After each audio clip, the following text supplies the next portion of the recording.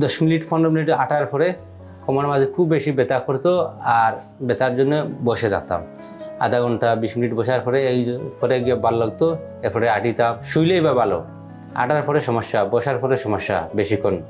এখন আলহামদুলিল্লাহ ভালো আছি। আসসালামু আলাইকুম, আমার নাম শফিক আহমদ, বাড়ি সিলেট।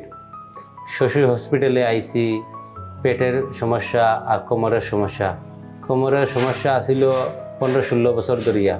এখানে পিছনে মেরুদণ্ডের বেদনা করতো, বসার পরে হাঁটার পরে বেদনা করতো। এখানে 4 দিন ট্রিটমেন্ট লইছি, এখন আলহামদুলিল্লাহ 100% সুস্থ আছি। ডাক্তার দেখাইছি, এক্সরে করাইছি, বলছে যে হাড্ডি পিছনে ক্ষয় গেছে, এইটা ওষুধ খাইলে কমবো। ওষুধ খাইছিলাম 1 মাস, কমে নাই। এখানে আওয়ার পরে প্রথম দিনও আলহামদুলিল্লাহ ভালো হয়ে গেছি। এরপরে 4 দিন পর্যন্ত ট্রিটমেন্ট লইছি, এখন আলহামদুলিল্লাহ 100% সুস্থ আছি। 10 মিনিট 15 মিনিট হাঁটার পরে কোমরের মাঝে খুব বেশি ব্যথা করতো আর ব্যথার জন্য বসে থাকতাম। আধা ঘন্টা 20 মিনিট বসার পরে পরে গিয়ে ভালো লাগতো। এরপরে আটিতাম, শুইলেই বা ভালো, হাঁটার পরে সমস্যা, বসার পরে সমস্যা বেশিক্ষণ।